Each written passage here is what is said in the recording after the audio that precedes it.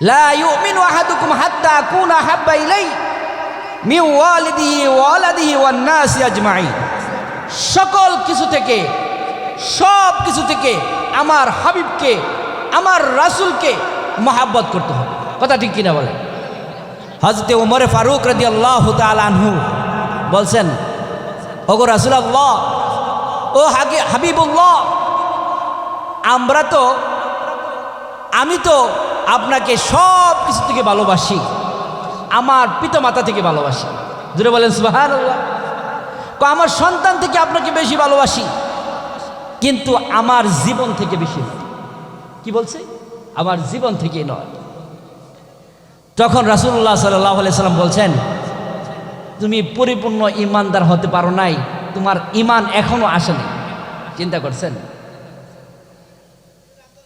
তখন হযরত ওমর ফারুক রাদিয়াল্লাহু তাআলা আনহু বলেন, ওগো নবীজি, আমি আমার জীবন থেকেও, আমি আমার পিতামাতা থেকেও, আমি আমার সন্তান থেকেও, আমি আমার সব কিছু থেকে আমি আপনাকে বেশি ভালোবাসি। জোরে বলেন সুবহানাল্লাহ। রাসূলুল্লাহ সাল্লাল্লাহু আলাইহি সাল্লাম বলেন, ওমর, এখন তোমার ঈমান এসেছে, এখন তুমি পরিপূর্ণ ঈমানদার হয়েছে। লা ইউমিনু আহাদুকুম হাত্তা আকুনা আহাব্বা ইলাইহি মিন ওয়ালিদিহি ওয়া ওয়ালাদিহি ওয়ান নাসি আজমাইন। যতক্ষণ পর্যন্ত মানুষ পিতামাতা থেকে, সন্তানের থেকে, সম্পদ থেকে, সকল কিছু থেকে আল্লাহর হাবিবকে ভালো না বাসবে, ততক্ষণ পর্যন্ত পরিপূর্ণ ঈমানদার হতে পারবে না। এজন্য আমাকে আপনাকে পরিপূর্ণ ঈমানদার হওয়া চাই, পরিপূর্ণ ঈমানদার হওয়া চাই। সাহাবা একরামগণ আল্লাহর রাসূলকে এত বেশি ভালোবাসতেন, এত বেশি মহব্বত করতেন। সাহাবা একরামদের জীবনী পড়লে দেখা যায়, সাহাবা একরাম রাসূলুল্লাহ সাল্লাল্লাহু আলাইহি সাল্লামের কদমে কদমে চলে চলে আল্লাহ রাব্বুল আলামিনকে রাজি খুশি করে ফেলেছেন। আল্লাহ তাআলা সাহাবা একরামদের প্রতি সন্তুষ্ট হয়ে গেছেন। এই জন্যই তো আল্লাহ তাআলা পবিত্র কোরআনে আল্লাহ রাব্বুল আলামিন আয়াত নাজিল করে দিয়েছেন, ও দুনিয়াবাসী শুনো, আমি আমার সাহাবা একরামদের প্রতি, আমার নবীর সাহাবা একরামদের প্রতি আমি খুশি হয়ে গেছি। জোরে বলেন সুবহানাল্লাহ। হযরত আবু বকর রাদিয়াল্লাহু তাআলা আনহু নবীকে কেমন ভালোবাসতেন, কেমন ভালোবাসতেন।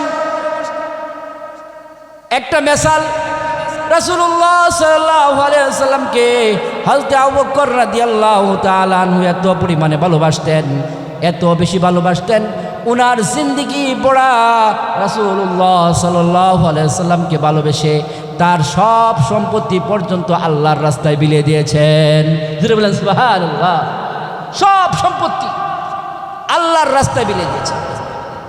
সম্মানিত হাজরিন, আল্লাহ রাব্বুল আলামিন পবিত্র কোরআনে ইরশাদ করেছেন, যখন বান্দা কোনো নিয়ামত পায় আর নিয়ামত পেয়ে শুকর আদায় করে, আল্লাহ রাব্বুল আলামিন তখন ওই বান্দাকে আল্লাহ তাআলা নিয়ামত বৃদ্ধি করে দেন। আল্লাহ রাব্বুল আলামিন ইরশাদ করেছেন, লা ইন শাকারতুম লাযীদান্নাকুম ওয়া লা ইন কাফারতুম ইন্না আযাবি লাশাদীদ। আল্লাহ রাব্বুল আলামিন ডাক দিয়ে বলেন, ও দুনিয়াবাসী, যখন তোমাকে আমি একটা নিয়ামত দেই আর নিয়ামত পাওয়ার পরে তুমি বান্দা আমার নিয়ামতের শুকরিয়া আদায় করো, আমি আল্লাহ রাব্বুল আলামিন তোমার ভাবনা থেকেও তোমাকে আমি তার চেয়েও বেশি আমি তোমাকে নিয়ামত দান করে দেই। হাদিসে পাকে ইরশাদ এসেছে, রাসূলুল্লাহ সাল্লাল্লাহু আলাইহি ওয়াসাল্লাম বলেছেন, আল্লাহ রাব্বুল আলামিন যাদেরকে ভালোবাসেন, মহব্বত করেন, তাদেরকেই আল্লাহ সুবহানাহু ওয়া তাআলা দ্বীনের কাজ করার মতো সুযোগ করে দেন। আল্লাহ রাব্বুল আলামিন তাদেরকে দ্বীনের কাজ করার জন্য আল্লাহ তাআলা তাদেরকে সুযোগ করে দেন। মাইয়ুরিদিল্লাহু বিখাইরি ইউফাক্কিহু ফিদ্দীন। এজন্য আমাদেরকে এই যে একটি জান্নাতি পরিবেশে, জান্নাতি বাগানে আসার বসার তৌফিক দান করেছেন, এই জন্য বোঝা যায় যে আল্লাহ রাব্বুল আলামিন আমাদেরকে ভালোবাসেন, এজন্যই আমাদেরকে দ্বীনের কাজ করার মতো সুযোগ করে দিয়েছেন। সম্মানিত মুসলিয়ান ইকরাম, আল্লাহ রাব্বুল আলামিন আমাদেরকে অনেক ভালোবাসেন, মহাব্বত করেন। আল্লাহ রাব্বুল আলামিন দুনিয়ার মানুষদেরকে মহাব্বত করে বানিয়েছেন। হাদিসের মধ্যে আসছে যে আল্লাহ রাব্বুল আলামিন ফেরেশতাদের মাধ্যমে এই আমাদের গলা পর্যন্ত আল্লাহ তাআলা বানিয়েছেন। আর আল্লাহ সুবহানাহু ওয়া তাআলা এই চেহারাকে, এই ফেসকে আল্লাহ সুবহানাহু ওয়া তাআলা নিজ হাত দ্বারা বানিয়েছেন। পৃথিবীর মধ্যে আল্লাহ তাআলা অনেক মাখলুক সৃষ্টি করেছেন। আমরা এক এক মাখলুক দেখলে আমরা বলি যে এটা কত সুন্দর, কথা ঠিক কিনা বলেন? একটা ফুল দেখলে আমরা বলি এটা কত সুন্দর ফুল। একটা বিশাল বড় পাহাড় দেখলে আমরা বলি কত সুন্দর পাহাড়। বিশাল বড় এক নদী দেখলে আমাদের চোখের সামনে আসলে বলি কত সুন্দর নদী। কিন্তু আল্লাহ রাব্বুল আলামিন বলেন যে এই পাহাড়, এই ফুল, এই নদী সব কিছু থেকে আল্লাহ সুবহানাহু ওয়া তাআলা মানুষকে সুন্দর করে বানিয়েছেন। জোরে বলেন সুবহানাল্লাহ। আল্লাহ সুবহানাহু ওয়া তাআলা আমাদেরকে এত ভালোবাসেন, এই জন্য আমাদেরকে এই দুনিয়ার মধ্যে থেকে আল্লাহ রাব্বুল আলামিনকে আমাদেরকে ভালোবাসতে হবে। আল্লাহ রাব্বুল আলামিনকে, আল্লাহ রাব্বুল আলামিন আমাদেরকে দুনিয়ার মধ্যে পাঠাইছেন ভালোবেসে। কেন পাঠাইছেন? আল্লাহ রাব্বুল আলামিন বলেন যে ইবাদতের জন্য পাঠাইছেন। ইবাদত ইল্লা লিয়াবুদুন। এই দুনিয়ার মধ্যে আল্লাহ রাব্বুল আলামিন মানুষকে বানাইছেন খাওয়ার জন্য না, পড়ার জন্য না, আনন্দ উল্লাস করার জন্য না। আল্লাহ রাব্বুল আলামিন বানাইছেন একমাত্র ইবাদতের জন্য। ইল্লা লিয়াবুদুন। কোরআনের মধ্যে আল্লাহ তাআলা বলেন শুধুমাত্র ইবাদত। আর ইবাদতটা কার জন্য হবে? একমাত্র আল্লাহ রাব্বুল আলামিনের জন্য। দুনিয়ার মধ্যে আমার আপনার আশার সার্থকতা, আমার আপনার আশার সফলতা তখনই দেখা দিবে যখন আমরা মহান আল্লাহ রাব্বুল আলামিনের হুকুম, আল্লাহ রাব্বুল আলামিনের ইবাদত আমরা করতে পারব। না হলে এই জীবনে আমাদের এই দুনিয়াতে আসা, এই জীবন পাওয়া, এটা আমাদের ব্যর্থতা, সফলতা না। এই জন্য আমাদেরকে আল্লাহ রাব্বুল আলামিনের ইবাদতের জন্য আমার আপনার জীবনকে উৎসর্গ করতে হবে, কুরবান করতে হবে।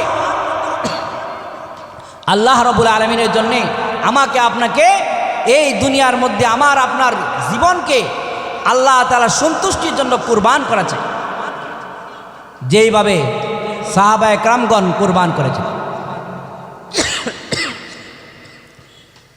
সাহাবায়ে কেরাম রাসূলুল্লাহ সাল্লাল্লাহু আলাইহি সাল্লাম হাদিসের মধ্যে বলেছেন, লা ইউমিনু আহাদুকুম হাত্তা আকুনা আহাব্বা ইলাইহি মিন ওয়ালিদিহি ওয়া ওয়ালাদিহি ওয়ান নাসি আজমাইন।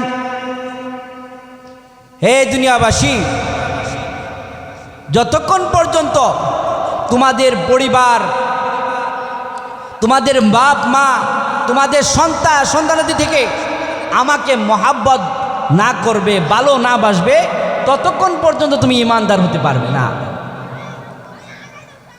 লা ইউমিনু আহাদুকুম হাত্তা আকুনা আহাব্বা ইলাইহি মিন ওয়ালিদিহি ওয়া ওয়ালাদিহি ওয়ান নাসি আজমাইন। সকল কিছু থেকে, সব কিছু থেকে আমার হাবিবকে, আমার রাসূলকে মহাব্বত করতে হবে। কথা ঠিক কিনা বলে? হযরত ওমর ফারুক রাদিয়াল্লাহু তাআলা আনহু বলছেন, ওগো রাসূলুল্লাহ, ও হাবিবুল্লাহ, আমি তো আপনাকে সব কিছু থেকে ভালোবাসি, আমার পিতামাতা থেকে ভালোবাসি। জোরে বলেন সুবহানাল্লাহ। আমার সন্তান থেকে আপনাকে বেশি ভালোবাসি, কিন্তু আমার জীবন থেকে বেশি নয়। কি বলছে? আমার জীবন থেকে নয়। তখন রাসূলুল্লাহ সাল্লাল্লাহু আলাইহি সাল্লাম বলছেন, তুমি পরিপূর্ণ ঈমানদার হতে পারো নাই, তোমার ঈমান এখনো আসেনি। চিন্তা করছেন? তখন হযরত উমর ফারুক রাদিয়াল্লাহু তাআলা আনহু বলেন, ওগো নবীজি, আমি আমার জীবন থেকেও, আমি আমার পিতামাতা থেকেও, আমি আমার সন্তান থেকেও, আমি আমার সব কিছু থেকে আমি আপনাকে বেশি ভালোবাসি। জোরে বলেন সুবহানাল্লাহ। রাসূলুল্লাহ সাল্লাল্লাহু আলাইহি সাল্লাম বলেন, উমর, এখন তোমার ঈমান এসেছে, এখন তুমি পরিপূর্ণ ঈমানদার হয়েছে। লা ইউমিনু আহাদুকুম হাত্তা আকুনা হাব্বা ইলাইহি মিন ওয়ালিদিহি ওয়ালাদিহি ওয়ান নাসি আজমাইন। যতক্ষণ পর্যন্ত মানুষ পিতা মাতা থেকে, সন্তানের থেকে, সম্পদ থেকে, সকল কিছু থেকে আল্লাহর হাবিবকে ভালো না বাসবে, ততক্ষণ পর্যন্ত পরিপূর্ণ ঈমানদার হতে পারবে না। এজন্য আমাকে আপনাকে পরিপূর্ণ ঈমানদার হওয়া চাই, পরিপূর্ণ ঈমানদার হওয়া চাই। সাহাবা একরামগণ আল্লাহর রাসূলকে এত বেশি ভালোবাসতেন, এত বেশি মহব্বত করতেন। সাহাবা একরামদের জীবনী পড়লে দেখা যায়, সাহাবা একরাম রাসূলুল্লাহ সাল্লাল্লাহু আলাইহি সাল্লামের কদমে কদমে চলে চলে আল্লাহ রাব্বুল আলামিনকে রাজি খুশি করে ফেলেছেন। আল্লাহ তাআলা সাহাবা একরামদের প্রতি সন্তুষ্ট হয়ে গেছেন। এই জন্যই তো আল্লাহ তাআলা পবিত্র কোরআনে আল্লাহ রাব্বুল আলামিন আয়াত নাজিল করে দিয়েছেন, ও দুনিয়াবাসী শুনো, আমি আমার সাহাবা একরামদের প্রতি, আমার নবীর সাহাবা একরামদের প্রতি আমি খুশি হয়ে গেছি। জোরে বলেন সুবহানাল্লাহ। হযরত আবু বকর রাদিয়াল্লাহু তাআলা আনহু নবীকে কেমন ভালোবাসতেন, কেমন ভালোবাসতেন। একটা মিসাল, রাসূলুল্লাহ সাল্লাল্লাহু আলাইহি ওয়াসাল্লামকে হযরত আবু বকর রাদিয়াল্লাহু তাআলা আনহু এত পরিমাণে ভালোবাসতেন, এত বেশি ভালোবাসতেন, উনার জিন্দেগি পড়া রাসূলুল্লাহ সাল্লাল্লাহু আলাইহি ওয়াসাল্লামকে ভালোবেসে তার সব সম্পত্তি পর্যন্ত আল্লাহর রাস্তায় বিলিয়ে দিয়েছেন। জোরে বলেন সুবহানাল্লাহ। সব সম্পত্তি আল্লাহর রাস্তায় বিলিয়ে দিয়েছেন। হযরত আয়েশা রাদিয়াল্লাহু তাআলা থেকে বর্ণিত, হযরত আয়েশা রাদিয়াল্লাহু তাআলা আনহু বলেন, আমি একবার রাসূলুল্লাহ সাল্লাল্লাহু আলাইহি সাল্লামকে প্রশ্ন করলাম, ওগো নবীজি, আকাশের তারকাগুলো, অনেক তারকাগুলো, এই তারকাগুলো গুণে শেষ করা যায় না, এত পরিমাণ তারকা আল্লাহ রাব্বুল আলামিন দিয়েছেন। ওগো নবীজি, এইরকম তারকা সমতুল্য কি আপনার কোনো সাহাবী আছে যে তার আমল নামায় এত সওয়াব আছে? জোরে বলেন সুবহানাল্লাহ। প্রশ্ন করছে যে আকাশের মধ্যে কত তারকা আছে, ওগো নবীজি, আপনার কোনো সাহাবীর আমল নামায় কি এত নেকি আছে, এত সওয়াব আছে? রাসূলুল্লাহ সাল্লাল্লাহু আলাইহি সাল্লাম উত্তর দিলেন, ওগো আয়েশা, এরকম সওয়াব তো আমার সাহাবী উমরের আমল নামায় আছে। জোরে বলেন সুবহানাল্লাহ। উমরের আমল নামায় আছে এত বড় সওয়াব। এরপরে বলেন, হযরত আয়েশা রাদিয়াল্লাহু তাআলা অবাক হয়ে গেলেন, এত পরিমাণ নেক আমল আপনার উমরের আমল নামায় রয়েছে। তখন রাসূলুল্লাহ সাল্লাল্লাহু আলাইহি সাল্লাম বললেন, হ্যাঁ ও আয়েশা, তুমি কি অবাক হয়েছো নাকি? এর চেয়েও তো বেশি আমার সাহাবীর আমল নামায় আমল রয়েছে, নেকি রয়েছে। বলেন কেমন পরিমাণে রয়েছে? নবীজি বলেন, ওগো আয়েশা, আমার আবু বকরের পৃথিবীর গোটা পৃথিবীর আমল যদি আমার এক পাল্লায় রাখা হয়, আর আমার সাহাবী, আমার কলিজার সাহাবী, আমার কলিজার সাহাবী হযরতে আবু বকরের আমল নামা যদি ওই আমল নামায় রাখা হয়, ওই পাল্লায় রাখা হয়, তাহলে আমার আবু বকরের আমলের পাল্লাটা ভারী হয়ে যাবে। জোরে বলে সুবহানাল্লাহ। রাসূলুল্লাহ সাল্লাল্লাহু আলাইহি সাল্লাম বলেন, আমার আবু বকর নরম দিলের মানুষ ছিলেন, জিন্দিগির পড়া আমাকে ভালোবাসছে। আল্লাহ বলেন যে ওই আমল নামা দুনিয়ার সমস্ত কিছু আমল থেকে আমার আবু বকরের আমল নামা সবচেয়ে বেশি ভারী। জুড়ে বলেন সুবহানাল্লাহ। হযরত আবু বকরের ইতিহাস জানুন। একবার রাসূলুল্লাহ সাল্লাল্লাহু আলাইহি ওয়াসাল্লাম মক্কা থেকে মদিনায় হিজরত করবেন। মক্কা থেকে মদিনায় হিজরত করবেন আল্লাহর হুকুমে। দুনিয়ার মধ্যে রাসূলুল্লাহ সাল্লাল্লাহু আলাইহি ওয়াসাল্লাম একটা কাজও করেন না যতক্ষণ পর্যন্ত আল্লাহ তাআলা নির্দেশ না দেন, আল্লাহ তাআলা না বলেন। তো আল্লাহ তাআলার নির্দেশে মক্কা ছেড়ে মদিনায় যাবেন হিজরত করার জন্য। আল্লাহ রাব্বুল আলামিন ইশারা দিয়েছেন, ওগো নবীজি আপনাকে মক্কা থেকে মদিনায় হিজরত করা লাগতে পারে, কারণ কাফেররা আপনাকে মারার জন্য ষড়যন্ত্র করতেছে, কাফেররা আপনাকে আক্রমণ করার জন্য ষড়যন্ত্র করতেছে। আপনাকে মক্কা ছেড়ে মদিনায় হিজরত করা লাগতে পারে, আপনি প্রস্তুত থাকেন। আমি আল্লাহ রাব্বুল আলামিন যখন নির্দেশ দিব তখন মক্কা থেকে আপনি মদিনায় চলে যাবেন। জোরে বলেন সুবহানাল্লাহ। হযরতে জিবরাইল আলাইহিস সালাতু ওয়াস সালাম রাসূলুল্লাহ সাল্লাল্লাহু আলাইহি ওয়াসাল্লামকে আদেশ করলেন, ওগো নবীজি আপনি তো মক্কা ছেড়ে মদিনায় যাইতে হবে। মোহাম্মদ হারগিজ না গুফতাম তা না গুফতা জিবরাইল, জিবরাইল হারগিজ না গুফতা তা না গুফতা রব্বুল জলি। নবীজি আমার নবীজি একটা কথাও ততক্ষণ পর্যন্ত বলেন না যতক্ষণ পর্যন্ত জিবরাইল আলাইহিস সালাম নবীকে না বলেন। আর জিবরাইল আলাইহিস সালাম ততক্ষণ পর্যন্ত কোনো কথা বলেন না যতক্ষণ পর্যন্ত আল্লাহ তাআলা জিবরাইলকে না বলেন। এর জন্যই তো যখন জিবরাইলকে বললেন, ওগো নবীজি আপনাকে মক্কা থেকে মদিনায় হিজরত করা লাগবে, নবীজি তার প্রিয়তম সাহাবী হযরত আবু বকরকে বললেন, আবু বকর আমার আল্লাহ নির্দেশ দিয়েছে মক্কা ছেড়ে কবে জানি মদিনায় যাওয়া লাগে, ওই মক্কা থেকে মদিনায় হিজরতের সঙ্গে তুমি আবু বকর আমার হবে। চিন্তা করে দেখুন, একটু খেয়াল করুন। হযরত আবু বকর বলেন, আবু বকর বাড়ি গেছেন নবী করিম সাল্লাল্লাহু আলাইহি সাল্লাম আল্লাহর হুকুমে হযরত আবু বকরের বাড়িতে গেছে।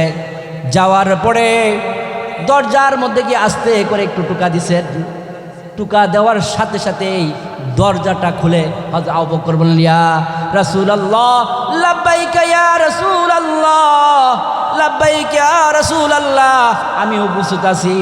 রাসূলুল্লাহ সাল্লাল্লাহু আলাইহি ওয়াসাল্লাম অবাক হয়ে গেলেন, ওগো আবু বকর অল্প করে আস্তে করে একটু টোকা দিয়েছি, একটু আওয়াজ করেছি, আর দরজা খুলে তুমি উপস্থিত হয়ে বললা ইয়া রাসূলুল্লাহ লাব্বাইক। কারণ কি তুমি কি ঘুমাও নাই? হযরত আবু বকর বলেন, ওগো নবীজি আপনি যখন আমাকে বলছিলেন মক্কা ছেড়ে মদিনায় হিজরত করবেন তখন থেকে আমি আবু বকর বিছানার মধ্যে আমি কোনোদিন পিঠ লাগায়া দেখি নাই। জোরে বলেন আল্লাহু আকবার। আর জোরে বলেন আল্লাহু আকবার।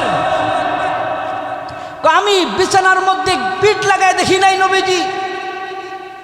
আমি আপনার জন্য আমি এই দরজার পাশে দাঁড়িয়ে রয়েছি, কখন জানি আমার নবী আসে আর এই দরজার মধ্যে ডাক দিয়া আমি আবু বকর ঘুমায় থাকি, নবীজি চলে যায়, কষ্ট পায়। এই জন্য আমি আবু বকরের কোনো ঘুম নাই, কোনো খাওয়া নাই, আমি এখানে দাঁড়িয়ে রয়েছি যে আমার নবী আসবে, আমি লাব্বাইক ইয়া রাসূলুল্লাহ এক ডাকে যাতে সাড়া দিতে পারি। জোরে বলেন সুবহানাল্লাহ। মুসলমান ভাইয়েরা আমার, হযরত আবু বকর রাদিয়াল্লাহু তাআলা আনহুকে সাথে নিয়ে আমার আপনার নবী মক্কা ছেড়ে মদিনার দিকে রওনা হয়ে যায়। পথিমধ্যে কাফেররা ষড়যন্ত্র তাদের অব্যাহত রয়েছে, কখন জানি মক্কা ছেড়ে মুহাম্মদ চলে যায়, মুহাম্মদকে কতল করা লাগবে, মুহাম্মদকে হত্যা করা লাগবে, মুহাম্মদকে পেলে পড়ে আমরা তাকে হত্যা করে ফেলবো। হযরত আবু বকর রাদিয়াল্লাহু তাআলা আনহু নবীকে কত ভালোবেসেছেন, কত ভালোবেসেছেন চিন্তা করুন। হযরত আবু বকর বলে, আমি যখন নবীকে নিয়ে মক্কা ছেড়ে মদিনার পথে রওনা হই, আমি যখন সামনে যাই তখন আমার মনের ভিতরে ভয় হয়, না জানি আমার নবীকে পিছন দিয়ে কেউ আক্রমণ করে, এজন্য আমি পিছনে চলে আসি। আবার যখন কিছু দূর যাই, আমার নবীর যখন আমি পিছনে থাকি তখন মনে হয় না জানি সামনে থেকে আক্রমণ করে, তখন আমি সামনে চলে যাই। আবার যখন আমি সামনে যাই তখন মনে হয় না জানি আমার নবীকে ডান দিক দিয়ে আক্রমণ করে, এজন্য আমি ডান দিকে চলে আসি। আবার আমার নবীর কথা মনে হয় যে আমার নবীকে নাকি বাম দিক দিয়ে আক্রমণ করে, আমি এজন্য বাম দিকে চলে যাই। এরকম করে করে আমার নবীকে আমি পাহাড়ে দিচ্ছিলাম, আমি ডাল হিসাবে থাকতেছিলাম। মুসলমান ভাইরা আমার, হযরত আবু বকর বলেন, এইভাবে আমরা প্রতিমধ্যে যাইতেছিলাম, যাইতে যাইতে আমরা গুহার মধ্যে চলে গেলাম। এই গুহার মধ্যে যখন আমরা চলে গেলাম, সেখানে যাওয়ার পরে ওই গুহার প্রবেশ করার আগে আমি আবু বকর নবীকে বললাম, ওগো নবীজি, গুহার মধ্যে প্রবেশ করবেন না, আগে আমি ঢুকি, কারণ গুহার ভিতরে সাপ বিচ্ছু থাকতে পারে, কথা ঠিক কিনা বলেন, নবীকে আক্রমণ করতে পারে। এই কথা বলে নবীকে বলেন, নবী আপনি দাঁড়ান, আমি ঢুকতেছি। তারপরে হযরত আবু বকর রাদিয়াল্লাহু তাআলা আনহু ওই গুহার ভিতরে ঢুকলেন। গুহার ভিতরে ঢুকার পরে দেখলো যে গুহার ভিতরে অনেকগুলো ছিদ্র রয়েছে, অনেকগুলো আপনার ছিদ্র করা আছে। হযরত আবু বকর রাদিয়াল্লাহু তাআলা আনহু সবগুলো ছিদ্র কাপড় দিয়ে টুকরা টুকরা করে, কাপড় ছিঁড়ে ছিঁড়ে সবগুলো আপনার এই ছিদ্রগুলো বন্ধ করলেন।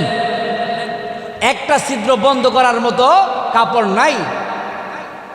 এবার হযরত আবু বকর রাদিয়াল্লাহু তাআলা আনহু নবীকে বললেন, ওগো নবীজি, আপনি এখন ঢুকতে পারেন।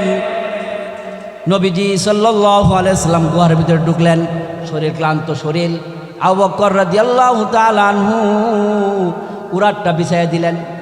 ওগো নবীজি, আপনি আমার এখানে একটু আরাম করুন, একটু আরাম করুন। হযরত আবু বকর রাদিয়াল্লাহু তাআলা আনহু পার মধ্যে নবীজি মাথা দিয়ে ঘুমাইতে গেলেন। আর ওই যে একটা ছিদ্র, আবু বকর রাদিয়াল্লাহু তাআলা আনহু দেখলেন যে এই ছিদ্র দিয়া যদি আপনার যদি কোনো সাপ যদি ঢুকে তাহলে তো আমার নবীকে আক্রমণ করবে, এই জন্য পা দিয়ে এটাকে আটকায় রাখলেন, কারণ এটাকে বন্ধ করার মতো কোনো কাপড় পেলেন না। কিন্তু এই ছিদ্রের মধ্যে, এই গুহার ভিতরে এমন এক বিষাক্ত সাপ ছিল, ওই সাপ হযরত আবু বকর রাদিয়াল্লাহু তাআলা আনহু পায়ের মধ্যে কামড়াতেছিল। হযরত আবু বকর রাদিয়াল্লাহু তাআলা আনহু কামড়ে বিষের যন্ত্রণায় চোখ দিয়ে পানি গড়ায় গড়ায় পড়তেছিল। কিন্তু নবীর যে একটু কষ্ট হবে, নবীর এই আরামের ঘুম, আরাম থেকে একটু বিরক্ত হয়ে যাবে, এই জন্য আবু বকর রাদিয়াল্লাহু তাআলা আনহু একবার লড়াচড়া করে নাই। জুড়ে বলেন সুবহানাল্লাহ। হযরত আবু বকর রাদিয়াল্লাহু তাআলা আনহু তার চোখ দিয়ে টপ করে নবীর চেহারার উপরে এক ফোঁটা পানি চলে গেছে, পড়ে গেছে। এবার নবীজির ঘুম ভেঙে গেছে। যাওয়ার পরে বলে, ওগো আবু বকর, তোমার কি হয়েছে? তোমার কি পুরো নীল বর্ণ হয়ে গেছে, তোমার কারণ কি, তোমার কি হয়েছে? বললো, ওগো নবীজি, পুরা এই গুহার ভিতরে যতগুলো ছিদ্র ছিল সবগুলো বন্ধ করেছি, একটা ছিদ্র আমি বন্ধ করতে পারি নাই। এটার মধ্যে আমি পা দিয়ে রেখেছি, এটার ভিতরে কে জানে কি আছে, এটা আমাকে বারবার বারবার খালি আক্রমণ করতেছে, আঘাত করতেছে। এটার বিষের যন্ত্রণায় আমি আবু বকর এখন এই পরিস্থিতি হয়েছে। নবীজি বললেন, আবু বকর, তোমার পাটা নিয়ে আসো। নবীজির লালা মুবারক ওই জায়গায় দিছেন, আর সাথে সাথে হযরত আবু বকর রাদিয়াল্লাহু তাআলা আনহু ভালো হয়ে গেলেন। জুড়ে বলেন সুবহানাল্লাহ। এখন প্রশ্ন আসে যে ওই গুহার ভিতরে ওই ছিদ্রের মধ্যে কি ছিল? বিষাক্ত একটা সাপ ছিল। হাদিসের মধ্যে আসছে ওই সাপের জবান আল্লাহর রাসূলের সামনে খুলে গেছে। এখন সাপের জবান খুলে বলে, ওগো রাসূলুল্লাহ, ওগো হাবিবুল্লাহ, আমি একজন পাদ্রীর কাছে শুনেছি আপনি মক্কা থেকে মদিনায় হিজরত করবেন, আর হিজরত করার সময় এমন একটা গুহার মধ্যে আপনি আশ্রয় নেবেন। এই জন্য আমি আপনার চেহারা মুবারক দেখার জন্য, আমি আপনার এই নুরানি মুবারক দেখার জন্য আমি দীর্ঘ সময় অপেক্ষা করতেছিলাম। কিন্তু আপনার সাহাবী হযরত আবু বকর সব ছিদ্রগুলো আক্রমণ করে এইগুলো বন্ধ করে দিয়েছে। ওগো আমার নবীজি একটা মাত্র ছিদ্র আবু বকর রেখেছে, সেটাও তার পা দ্বারা আটকে রেখেছে। ইয়া রাসূলুল্লাহ, ইয়া হাবিবাল্লাহ, আমি দীর্ঘ সময় ধরে এই গুহার মধ্যে আমি উপস্থিত ছিলাম শুধুমাত্র আপনার চেহারা দেখার জন্য। জোরে বলেন সুবহানাল্লাহ। একটা সাপ দীর্ঘ সময় ধরে রাসূলুল্লাহ সাল্লাল্লাহু আলাইহি সাল্লামের চেহারা দেখার জন্য একটা গুহার ভিতরে ছিলেন, শুধুমাত্র রাসূলুল্লাহ সাল্লাল্লাহু আলাইহি সাল্লামের চেহারা দেখার জন্য। এখন এই সাপ রাসূলুল্লাহ সাল্লাল্লাহু আলাইহি সাল্লামকে অভিযোগ করলেন, ওগো নবীজি, এই সাপ আমার আবু বকর, আপনার আবু বকর আমাকে আপনাকে দেখার জন্য দিচ্ছিল না, এই জন্য আমি আপনার সাহাবী আবু বকরকে আমি আক্রমণ করেছি। রাসূলুল্লাহ সাল্লাল্লাহু আলাইহি সাল্লামকে দেখেন কত পরিমাণে মহব্বত করে, কত পরিমাণে ভালোবাসে। এই জন্য প্রিয় হাজরিন, সময় খুব অল্প। আমরা এই দুনিয়ার মধ্যে যতক্ষণ পর্যন্ত রাসূলুল্লাহ সাল্লাল্লাহু আলাইহি সাল্লামকে সব কিছু থেকে ভালো না বাসবো, আমার আপনার ঈমান সঠিক হবে না। এই জন্য আমাদেরকে ঈমানের সাথে জিন্দেগি যাপন করার জন্য একটাই মাধ্যম, সেটাই হলো রাসূলুল্লাহ সাল্লাল্লাহু আলাইহি সাল্লামের সুন্নাহ মোতাবেক আমার আপনার জীবন পরিচালনা করা। পা থেকে নিয়ে মাথা পর্যন্ত প্রতিটা জায়গায় আমার আপনার রাসূলুল্লাহ সাল্লাল্লাহু আলাইহি সাল্লামের সুন্নাহকে নিতে হবে। আল্লাহ তাআলা আমাদেরকে এই কথাগুলো বুঝার এবং আমল করার তৌফিক দান করুন। আমিন। ওয়া আখিরু আলহামদুলিল্লাহি রাব্বিল আলামিন।